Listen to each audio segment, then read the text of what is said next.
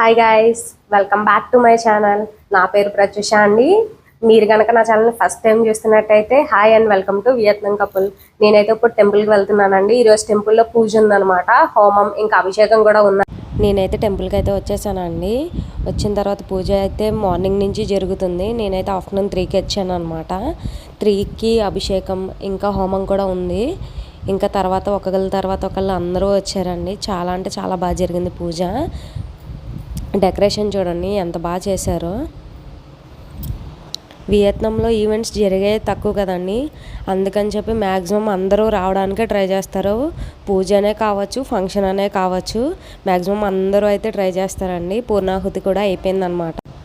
Evening 5 కల్లా హోమం అయితే అయిపోయిందండి. అది అయిపోయాక అభిషేకం కూడా చేశారండి.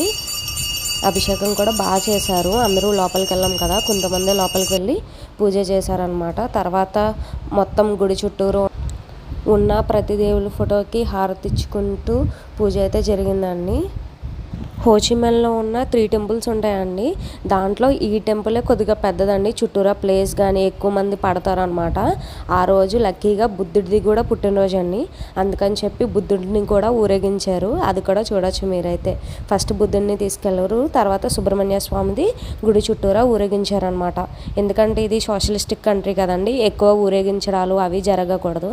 అందుకని చెప్పి గుడి ఇటువైపు అటువైపు వరకు కూడా తీసుకెళ్లారనమాట.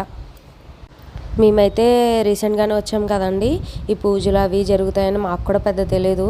ఒక్కొక్కటి అలా తెలుసుకుంటూ ఉన్నాం అనమాట. మేము కూడా ఊరేగింపుకి వెళ్ళాము. ఇక్కడ రియాక్షన్స్ చూడండి, అలా ఊరేగింపు జరుగుతుందంటే రోడ్డు మీద వాళ్ళందరూ కూడా చూస్తున్నారనమాట. కొత్తగా చూస్తున్నారు, ఎందుకంటే అందరూ చూడరు కదండి. ఇలా ఊరేగింపు చేయడం కానీ అవన్నీ మనకే జరుగుతాయి కదా ఎక్కువ. తర్వాత అది అయిపోయాక హారతి కూడా ఇచ్చారు. మొత్తం అందరూ కూడా దేవుడిని చుట్టూ తిరిగాము. తర్వాత లోపలికి అనేది తీసుకెళ్లారనమాట. తర్వాత కొంతమంది వియత్నం వాళ్ళు వచ్చి దండం పెట్టుకున్నారండి అక్కడ కూడా. బయట అలాగా 10 మినిట్స్ అలాగా అయిపోయిన తర్వాత లోపలికి వచ్చేసామండి. తర్వాత గుడి చుట్టూరా ప్రదక్షిణం చేసి దేవుడికి నైవేద్యం అవి పెట్టారనమాట. అందరూ చాలామంది తీసుకొచ్చారండి నైవేద్యం.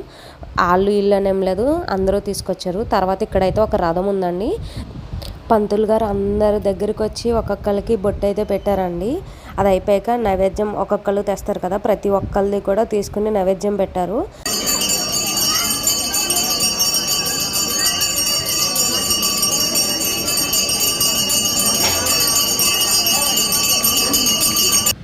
8:30 కల్లా పూజ అయితే అయిపోయిందండి. పూజ అయిపోయాక అందరం ఇంకా నైవేద్యం అయితే తీసుకున్నాము. ఇక్కడ ప్రసాదాలు ఉన్నాయి కదండి, అందరూ తెచ్చినవి. అదే కాకుండా ఇంకా మనకి సపరేట్గా టిఫిన్ కూడా ఉందండి.